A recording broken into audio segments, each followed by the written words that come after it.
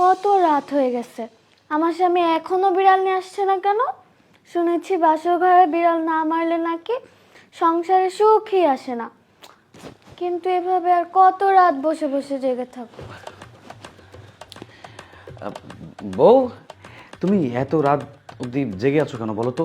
তুমি তো চাইলে ঘুমিয়ে যেতে পারো, ঘুমিয়ে যাও, ঘুমিয়ে যাও। আচ্ছা, আমাদের বাসর ঘরে কাইল্লা বান্দরটাকে? আবে, কাইলা মতো বলো না, ও হচ্ছে আমার। আমার কথা আমি বলতে আসি। ভাবি, I am a Majnu, come from Barishal. আর আমি তো কাহিলে না, আসলে হয়েছে কি, খুব ছোটবেলায় আমি একবার আগুনের পাশ দিয়ে হাঁটতে যাইতে আসছিলাম। তখন আগুনের তাপে পুড়িয়ে গেছি।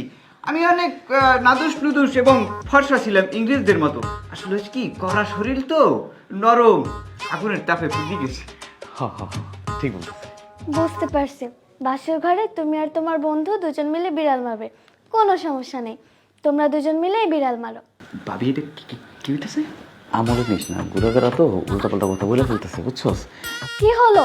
তোমরা বিড়াল না মেরে ভেবে চুপচাপ দাঁড়িয়ে আছো কেন? বিড়াল কই? বিড়াল মারা শুরু করো।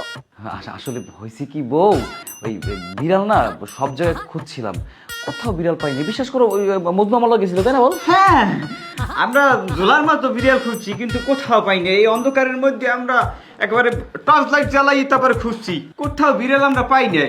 জোলার খোঁজা খুঁজি, চিন্তা করছি কি, কালকে আমরা যাই বড়দের কি করে কুত্তে লই আমু, আপনি আর আশিক মিটলিয়া কুত্তে মারবেন, বিড়াল আর মারতে হইবে না।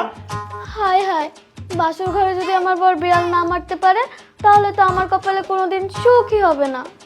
তোরে আমি একবার কইছিলাম যে কুত্তার কথা কও, এখন তো পেছলা গেছিস, কুত্তা তুত্তা বলে কইতে ধরবো, তোরা ঘেরে দিই কিন্তু কই দিলাম। পাঁচ না পাইলে একটা কিনে কইয়ে যে খালাইছে, কিছু করার নেই।